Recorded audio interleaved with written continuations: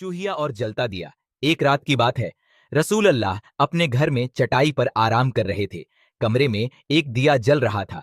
इतने में एक छोटी सी चूहिया आई। उसने दिए की बाती को पकड़कर खींचना शुरू किया।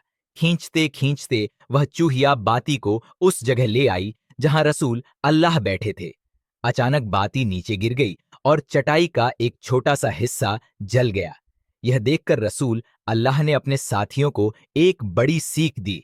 आपने कहा, जब तुम रात को सोने लगो तो अपने दिए बुझा दिया करो, क्योंकि शैतान ऐसी चीजों को समझाता है जैसे यह चूहिया, और वह तुम्हें जला सकती है। कहानी से सीख, रात को सोने से पहले हमेशा दिया, लाइट या लालटेन बुझा देनी चाहिए।